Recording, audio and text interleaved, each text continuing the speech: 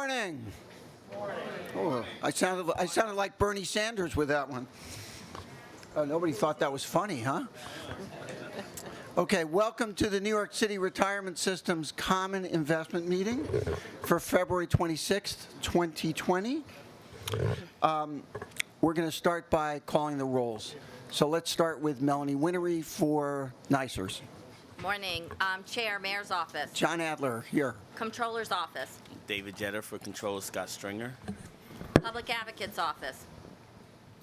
Borough President, Manhattan. Algin Rafael Bonilla, here on behalf of Manhattan Borough President Gail Brewer, designee. Borough President, Brooklyn. The mic's not on. Sorry, Tanya. Tanya Cantlow, representing Brooklyn Borough President Eric L. Adams. Borough President, Bronx. Mirtha Camille Sabio, representing Bronx Borough President Ruben Diaz Jr. Borough President, Staten Island. Isaac Gordetsky for Borough President James Otto. International Brotherhood of Teamsters. Lawrence Bosley and Ruben Torres for Greg Floyd, President. Transport Workers Union. Dave Katzman for TW Local 100 President Tony Otano. District Council 37. We have a quorum. Thank you, Ms. Winery. Let's go around this way. Mr. McGinnis, you're going to do fire? Thank you, John. Yeah, Patrick's on his way up. So roll call for the mayor's office. Steve Young for the Mayor Bill Blasio.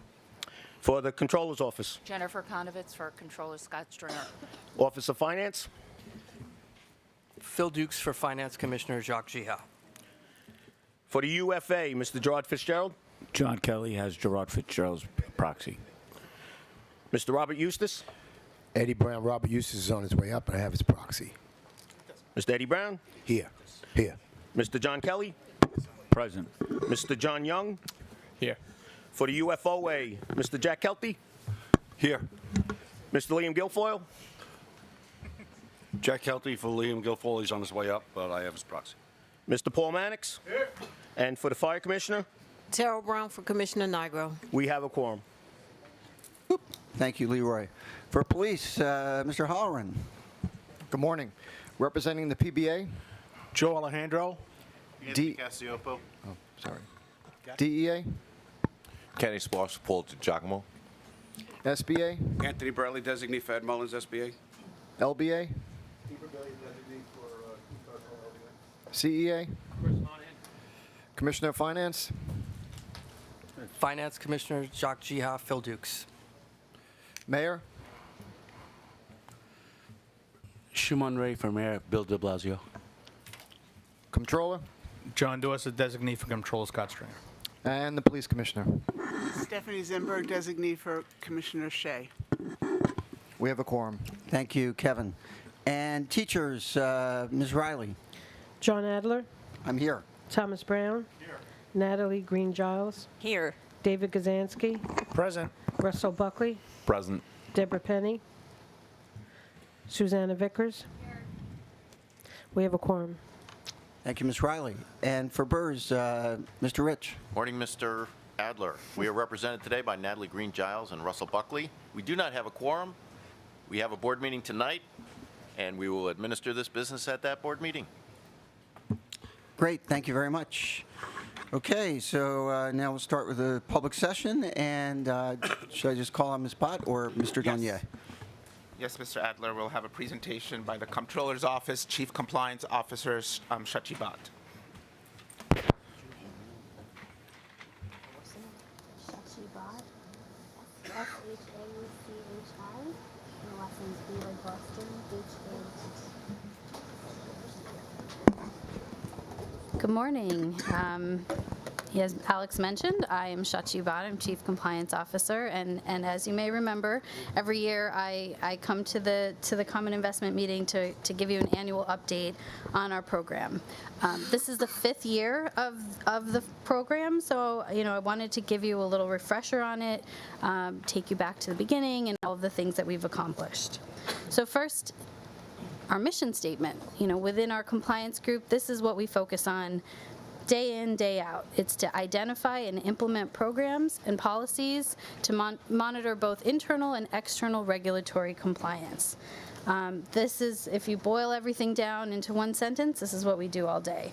What does that mean? So we kind of divide our time between two big categories. So internal compliance functions, include BAM staff training. For example, in 2019, we offered cybersecurity training for BAM staff because it's a hot button in the industry, and we wanted to make sure that people understand the importance of protecting data. We also have newsletters and other educational devices that we use to kind of remind people of the rules and things that they should be kind of keeping in mind in BAM. We also have worked really hard on developing policies and procedures for our compliance department. We think it's really important to capture that institutional knowledge in written documents, so we've spent a considerable amount of time drafting those and developing those. And then we also have quite a few ad hoc projects. Some examples might include helping the systems with regulatory exams if they are being examined by their regulators. We have a personal trading policy at the Controller's Office that I'm responsible for administering, and also looking at all of the manual compliance processes that have been done, with a lot of paper over the years. We're trying to implement technology and automate things wherever possible. So that's what we do internally facing. We also look at manager oversight from a compliance perspective because this is where we spend quite a bit of our time. We think it's important that when there's a new manager being recommended to the boards, there should be a level of compliance due diligence to make sure that they have strong policies and procedures in place to kind of be the best asset managers that they can be. Once they've come aboard for public markets, there are investment guidelines that are monitored both by your investment management firms as well as compliance. We do a double check through our custodian's compliance system, and we make sure that nobody is purchasing something that they shouldn't, that's on the excluded list, etc. And then lastly, in conjunction with the ethics and compliance policy, we have an annual questionnaire, which you might be familiar with. We usually give you updates every year, which I will in just a little while, that gives us a really good insight into every manager's compliance programs. Just what are they working on? What controls do they have in place? Do they take compliance seriously, etc. Why is this second part kind of important? I wanted to give you this metric. The SEC last year published an annual report of all of their activities, and as you can see, they brought a large number of standalone cases against both investment companies and investment advisors. The numbers are much higher than they have been in several years, and while no one here can control which managers are examined or whether enforcement cases are brought against them, whether they're fined. We do look at managers very closely because we think having a strong compliance program puts them in the best position to avoid being in those categories. So, that's a big part of our time, and we believe that the managers that do steward your assets have good compliance programs and controls in place.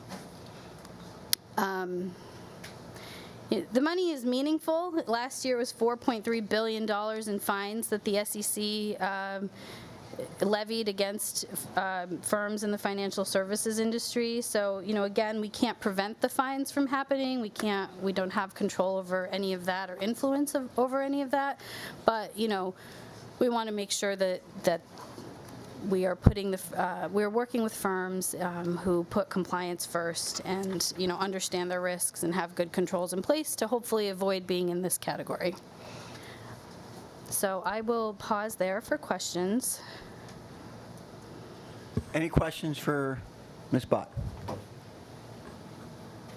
I have additional executive session Okay, remarks. great. Thank you for that presentation. Thanks.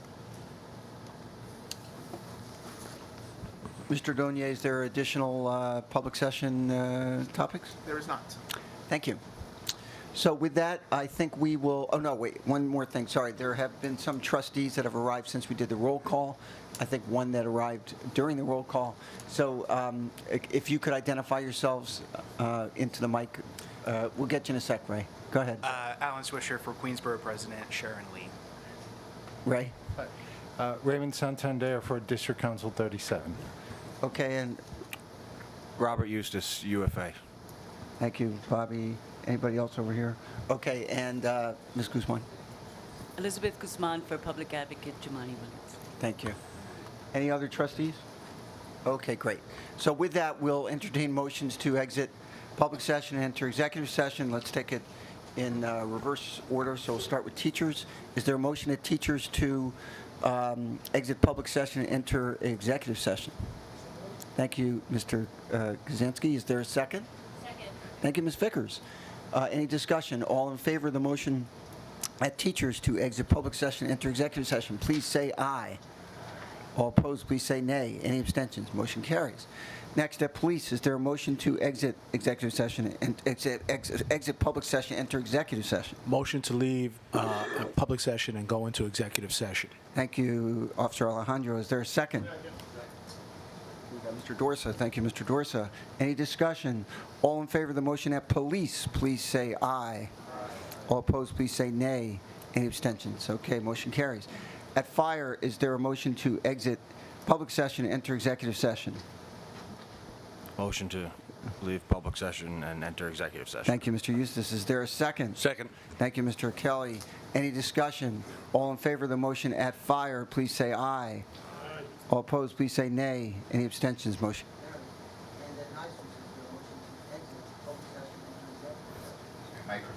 So moved. Microphone. Thank you so much. I apologize. Thank you, Ms. Camille Sabio. Is there a second? Second. Thank you, Mr. Bonilla. Any discussion? All in favor of the motion at NICERS, please say aye. Any all opposed, please say nay. Any abstentions? Okay, motion carries. So we are now in executive session. Please turn the cameras off, and I would ask any members of the public and any members of the media to please exit. Okay, during the executive session, the trustees heard presentations regarding the following: compliance, fixed income, and investment grade credit. In addition, the trustees had discussions regarding issues held over from previous meetings. Decisions were made. Those decisions will be made public at the appropriate time. So at this time, I'd like to make a motion to adjourn. Second. Thank you. Thank you.